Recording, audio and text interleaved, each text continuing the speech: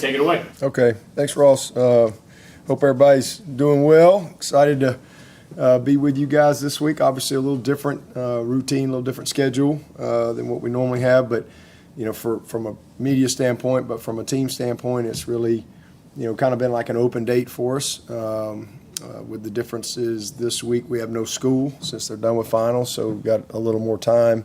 But similar schedule and all that stuff as far as how we're preparing to go play. But, it's awesome, to have the opportunity to be a part of the first expanded playoff. That's exciting to, have this chance and unique opportunity to, go on the road and, play at a great venue against, a great football team. This is a huge challenge, that they all are when you get to this point in the season.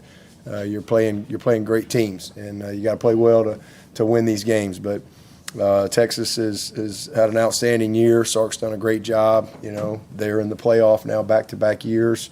You got usually when you're a playoff team, you got excellent quarterback play. So no big shocker with that. They've got an outstanding quarterback. They're really good in the trenches on both sides. They've got explosive playmakers outside. They're built through the run game and the RPO game, the screen game, and shots. I mean, they do a good job of, how they put it all together offensively and defensively. I mean, they don't give up any points. So like 12 points a game. This is as good as you're going to see in the country. Big, stout up front, athletic linebackers, very skilled in the secondary. Thorpe Winter and number 7 out there at corner. Obviously, we know Coob and who he is. So it's a complete football team and a great challenge. But we're looking forward to it. We've had a really good week of preparation. Like I said, kind of like an open date a little bit. But been a little different routine because obviously we've had finals going on and all that stuff and have been working through the weekend. But it's been fun, a lot going on. But we've had a good time and today is like a normal Monday for us as we get back rolling a little bit earlier on the field than what we would on a normal week. So be a normal week of prep. The biggest change will be we're going to go out there Thursday night and get to the hotel probably about 9 o'clock or so, and then kind of have almost like a home game Friday routine for us. So take a little bit of the burden off because we got a lot of people going. The whole team's going, wives are going, all that stuff. So a little different, a little more of a burden on the travel. So we're going to get out there and get situated, and we'll do our walkthrough out there on Friday. So. Excited about it. Look forward to it. Should be a heck of a ball game. Our team, we've been able to use the time wisely to get some guys, as nobody's going to be 100% in game 14. That's just kind of how this game is. And then, you got a long way to go, but we got enough. And unfortunately, we lost Jay Haynes, so he's out. He actually had surgery, tore his ACL, had surgery this morning. He's on the road to recovery as of this moment as we speak. So, but again, look forward to it, and congratulations to Texas and Sark, and another great year for them. Any questions? Do you do anything with the running back room to add some depth? I mean, obviously it's late. Well, he's not leaving. He's still here for this weekend. They won't cut his leg off. He gets to come back. So. Same deal. We signed who we think's the best running back in the nation, and he gets here today. As a matter of fact, he can't play though, so that's why we signed Gid. We signed Gideon. That's why we signed Jay Haynes. That's why we signed Easy E. These guys didn't come here to sit here. We're in love with the guys that we fell in love with in the recruiting process. But anything can happen. Guys could leave. Somebody else. Anything can happen. And so you're always ready to respond. But we love the room that we have. Dabo, is this process any different being in the playoffs this year compared to that stretch of where maybe you guys were expected and anticipated to be there? This seems like it's got to be a lot more fun for some of these guys. It's very different in every aspect because now had we gotten the bye, it would have been very similar, because you play January 1, and so our routine, our schedule, our prep would have been easy to kind of mimic. This is very different Very, very different because, again, it's a quick turnaround. It's basically an open date. You're right into it, during finals, and it's a road game. It's a true road game. So it's very different from all of that aspect. But certainly from the makeup of our team, these guys are they're excited. They're proud of themselves, man, and they should be. They won this league, and they are one of 12 teams in the playoff. They earned it. And so these guys, they all want to compete at the highest level. And from as far, we didn't start off the season, and again, we could have scheduled anybody in the opener, but we started off and had a tough half of football, but they responded, and they came back, and they just played their butts off all year and competed and stayed together and had a bump in the road with Louisville that had a bad day, and then you have a very tough loss at the end of your season, with a minute to play, but you respond, and you play all the games. They finished 7-1 in the league and earned an opportunity to go play the one undefeated team in our league and beat them. They're super happy because outside of, I think it's R.J. Mickens, Aiden Swanson, Parks. I think that's the only ones who've been in a playoff. So, because we obviously didn't go in 21, 22, 23. So we missed it 3 years. Missed 3 of the Final Fours, but we went to 6 of them. So those guys hadn't been there yet, so it's a big accomplishment for them. It's one of our goals, and so it's going to be a great experience for them. And they all understand that, this is what they work all year for. So to win their league, to qualify for the playoffs, they're certainly, proud of themselves and got some wind at their back for what they were able to achieve and what they were able to overcome throughout the year. But it's a new season, and it's all about, trying to play our best 4 quarters this week. That's what it's going to take. You're not going to sneak up on anybody in the playoffs. You got to play well. So that's what we're focused on doing. With his shoulder, how much do you think the time off helped him, and what do you think is realistic for this week and Saturday, and maybe plans for behind him? We got what we got. He's everybody's, like I said, nobody's 100%. I doubt they got very few players that are 100%, and we don't either. But certainly some rest from off it's not a bad thing. But he's got to have postseason surgery regardless. But he's going to give everything he's got, and I thought he was better in the last game. But he's a guy. We got to use our depth there for sure. And we got our guys, so that's why we went and signed those guys. So it's their opportunity.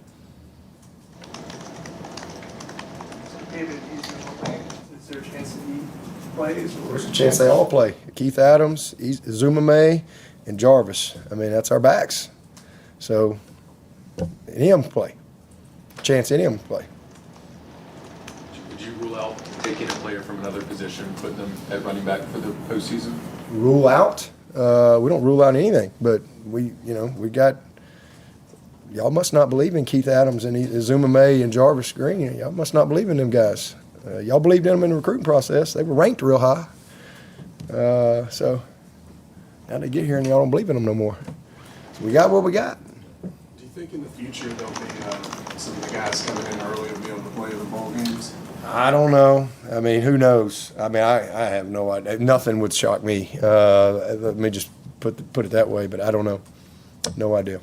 So the good thing about guys being able to come in, at least we'll have some legs to help us, with look squad and stuff like that. In the past when you had a bowl game or a little more time to prep, those guys would come in, you get a little bit more like individual work with them. We don't really have that situation in this case because you're playing right now, and then you win this one, you basically you're turning right around again and getting ready to play, in 9 days or whatever it is. So, but it still will be good for those guys. They can help us just get around them, get them in meetings and things like that. I think we got seven of those mid-years that are going to actually go to Texas with us. So it'll be a good experience for them to, kind of see what it looks like, smell it a little bit. Dabo, back before the ACC game, you joked with us in here about, hey, if we win, some of you are going to have to write some different things about what this the narrative of this team and you. Did y'all write anything different, or is it the same? I don't know, but do you feel justified by what by this season and where you are right now because of some of the shots that maybe you took for how you do things? And the way. I've been taking shots since I got this job. What's changed? Since the day I got this job, I've taken shots. Taking shots. I mean, I've been taking shots for 16 years. We just keep winning, you know? I mean, we just keep going about our business, being purpose-driven. I really don't pay attention to any of that stuff. I really don't. I mean, I know some coaches may say that, but I really don't. So just pay attention to what's important, what matters, and that's these guys, and that's our program, and what's best for Clemson, and so forth. So, yeah, I don't worry about any of that stuff. In addition to Gideon and Easton, do you have who else would be here to be able to practice with you and go? Yeah, we got Kari's here. Denson is here. All the linemen are going to be here except for Caddis. He's a summer guy. So, you know, Braden's playing tomorrow in the state championship. He'll come in right after that. I don't think Blanchard, I'm not sure if he's going to make it this week or not. But we've got 7. I think there's 13 of them, 13 or 14. And 7 will be here for sure. Gideon, Easton will be here. Juju's going to be here. I think Quez will be here. So we got a good little group. Deb, I know in the championship game, Cade's left hand had a kind of a wrap around it. Just kind of, is that something to worry about for you guys, or what's the situation with him on that? I guess he's got a bruise or something. He's all right. Unless he's got to throw left-handed, we'd be in trouble. Yeah, but what makes Sark such an effective play caller and play designer? Well, he's done it for a long time. I mean, he's a very experienced coach. He's been around great coaches, and you know, he does a good job. I think just having complimentary plays. You know, having answers for things. Just, you know, got a good feel for it. Wes was talking about eye candy. How much is eye discipline key for your guys defensively? They rarely run a play where there's not some type of motion. You know, there's a ton of motion, you know, trying to always get tips and indicators of what's going on defensively. But he puts it together really well. Again, it's built through the run game, you know, and rhythm plays, a million screens, a bunch of screens, a bunch of RPO stuff, and then shots, you know, built all around the run game. And, you know, a lot of different protection type of things that they do to create different launch points for the quarterback, different presentations for the defense, off the play action, off the boot, et cetera. So he does a nice job, you know, really packaging it all together. And again, he's done it for a long time and had a lot of success. But, yeah, it's a bunch sets, formation stuff that you got to really be disciplined with, communication, alignments, leverage, you know, eyes. Screening goes, you know, those type of things that really challenge you. You know, if you're very aggressive on the screens, then they got an answer. If you're really, really aggressive on the counterplay, then they got an answer. And so it's a kind of a chess match with these guys.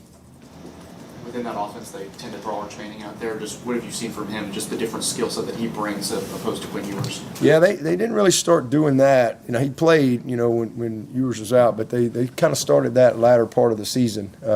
In particular, you know, Texas A&M brought him in on some red zone, some short yardage, 4th and 2. I think he scored a touchdown on a little quarterback run, but he's different, and that's why they're doing that. They obviously trust him. But he's got some wheels on him, man. I mean, he can really move. He's a strong runner, so certainly you know, smart by them to use him in some of those situations. You guys are undefeated on the road this season. How much does that kind of help you guys going into this environment that can hold over 100,000 people? Yeah, I mean, it doesn't hurt that you've gone on the road and won. I mean, it's certainly it's not a negative thing, but I mean, doesn't really mean anything for this game. It's really how you play this game. Whether there's 60,000 or 100,000, you can't be affected by that. You got to lock in on what you do. You know, play in and play out. You know, this game, all of these type of games, really, when you boil it down to what makes the difference in the game, typically it's 2 or 3 or 4 plays, and it's usually something fundamental. It's really what it usually comes down to in these types of games. So you just got to do your job, one play after another, and stay focused. on the moment that you're in throughout the course of the game. Handle the adversity, handle the success in the game. But, it's fun. It's fun. As a competitor, I've always enjoyed going on the road.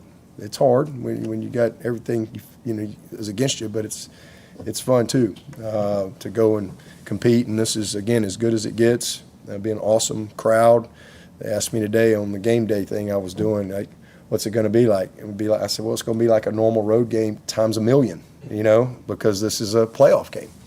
And it's just, you're going fishing, right? You lose this one, as Charles Barkley likes to say. It's just, you win, you keep going. You lose, you're done. So, you don't have a game next week.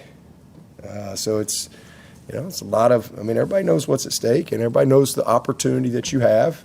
And it is opportunity. You get the winner gets to go to Atlanta and play Arizona State in the Peach Bowl. And you get a chance to stay alive, for another week. So that's what it comes down to. So you're just excited to be in it and have a chance to go compete. And, again, you're playing a great team, at their place. So, and they've earned that. So if we're gonna get it done, we got to go do it the hard way.